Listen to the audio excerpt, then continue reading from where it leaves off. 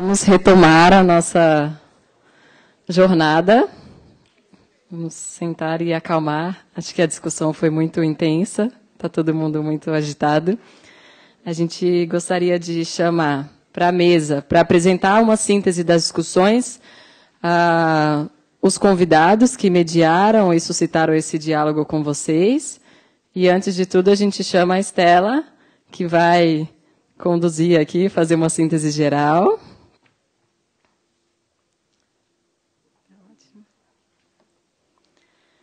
E aí, para compor a mesa, eu gostaria de chamar o Claudinei, do Museu Afro Brasil. Claudinei?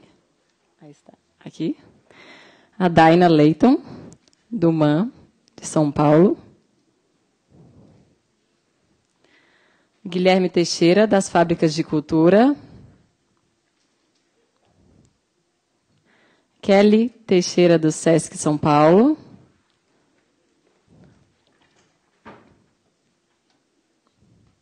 Evandro Nicolau, do Museu de Arte Contemporânea da USP. Aqui. Janaína Mello, do Museu de Arte do Rio, MAR. Mônica Hoff, da Bienal do Mercosul. E a Vânia Leal, de Belém, do Pará. Pode. Bom, cada um vai fazer uma apresentação síntese e sejam muito bem-vindos a esse segundo momento. Meu nome é Claudinei, sou coordenador do Museu Afro Brasil. É um prazer difícil de mensurar estar aqui conversando com vocês. Eu fiquei especialmente enlevado pelo convite que a Estela me fez, porque eu entendo que esse convite ele é extensivo àquele trabalho tão difícil e frequentemente pouco conhecido que a gente realiza no Museu Afro Brasil. O Museu Afro Brasil é um equipamento cultural relativamente recente, Parque do Ibirapuera, Portão 10, e ele, enfim, agrega certas discussões que são penosas e difíceis de serem enfrentadas na nossa sociedade. Bom, eu reputo, então, esse convite a essa plástica, essa inteligência plástica que contempla esse programa educacional da Bienal, dessa edição da Bienal de São Paulo. Também eu tenho muito pouco tempo, nós temos muito pouco tempo para falar sobre tudo que a gente discutiu, mas esse convite que a Stella Barbieri e a organização da Bienal me fez, eu também reputo um tanto ao gênio artístico e poético da Stella Barbieri.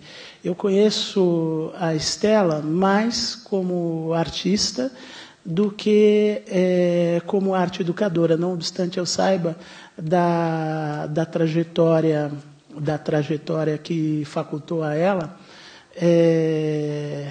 assumir essa responsabilidade na condução do Núcleo de Educação da Bienal de São Paulo. E eu também acho que eu ia estar sendo injusto e um pouquinho leviano de não comentar o quanto é significativo esse encontro num momento que nós sabemos que é de transcendência e superação de uma crise. Nenhum de nós ignora as dificuldades que foram superadas para que a gente chegasse a estabelecer a oportunidade de conversarmos aqui a partir dos parâmetros que foram estabelecidos. Acho que isso é muito importante, isso é digno de festa, isso é digno de celebração. Isso diz da pujança não só da Fundação Bienal, mas dos artistas, dos curadores, dos professores, dos estudantes de arte que tramaram em campos diferentes para o sucesso ou para a existência dessa edição da Bienal. Eu acho que isso é um advento coletivo. Acho que isso é fruto de uma realização da comunidade artística, intelectual de São Paulo, do Brasil, com toda a complexidade da América Latina, por que não dizer, do mundo, vá. Porque é de fato fundamental que ela aconteça nos termos em que acontece. Bom, eu fui convidado para conversar com vocês, e o tema que me foi proposto foi festas, não é?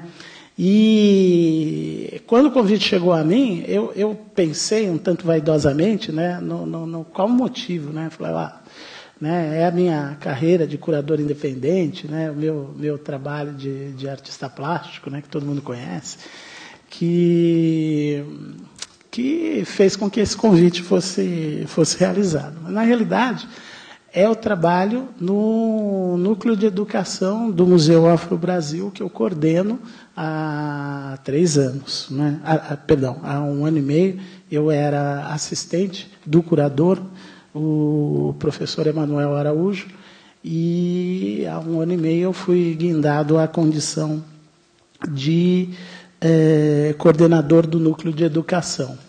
Né, não bastasse o sofrimento de ser assistente da Emanuel Araújo, falaram, não, agora você vai ser coordenador do Núcleo de Educação também, que é um dos cargos mais maravilhosos e mais complicados de qualquer instituição museal, não é? Porque a gente sabe que esse trabalho é historicamente relativamente recente, não é? E os parâmetros para sua execução excelente estão sendo estabelecidos. Aliás, a Estela, não é nenhum elogio que eu faço, é sem dúvida nenhuma uma das pessoas que tem fornecido elementos para que a gente possa estabelecer os parâmetros a partir dos quais a gente pode pensar uma atuação importante dos núcleos de educação nos espaços museais.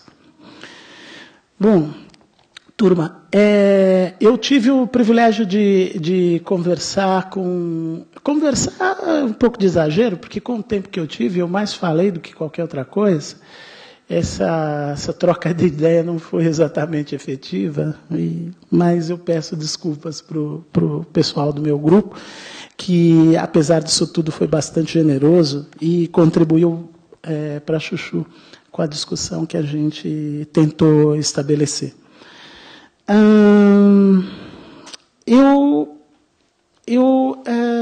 Enfim, tem algumas palavrinhas que foram ditas e que me causaram uma tremenda comoção desde o momento em que eu tomei contato com esse projeto. Né? Pragmatismo poético é um termo que deve mobilizar qualquer pessoa que lida de maneira tangente ou direta com educação e com arte. Já há algum tempo, eu não consigo dissociar uma discussão sobre arte contemporânea que não contemple uma discussão sobre arte e sobre arte e educação. São 2 coisas distintas. Sobre educação, no geral, e sobre arte e educação especificamente.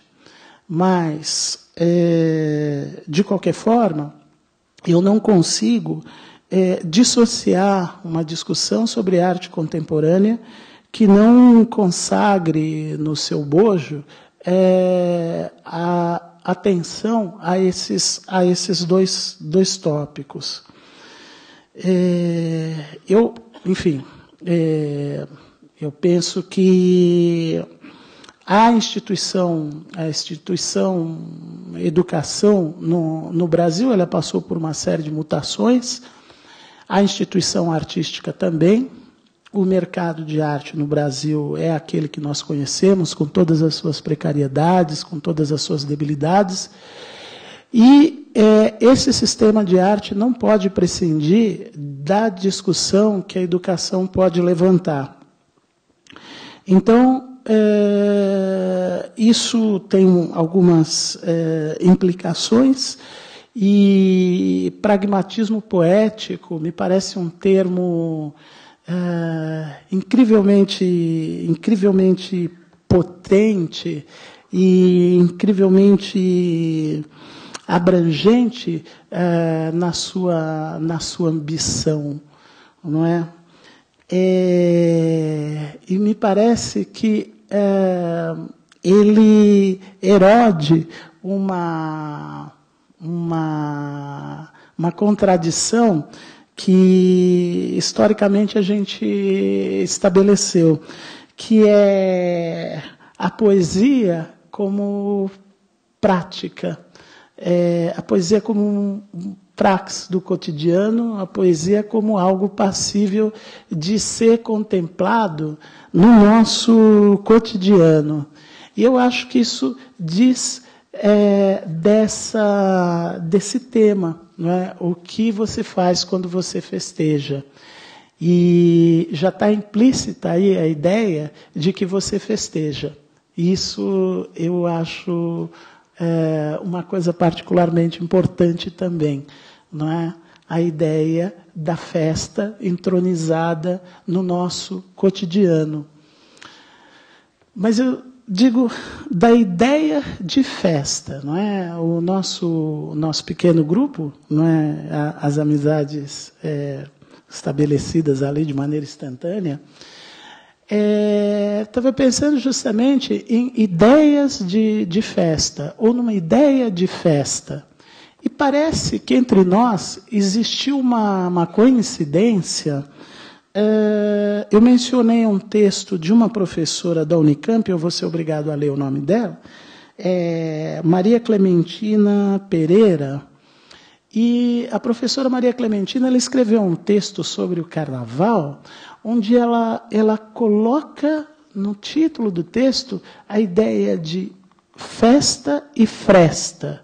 E a gente ficou muito, esse pequeno grupo que se reuniu, a gente ficou muito maravilhado com a ideia da fresta, não é? Da ideia da festa que se estabelece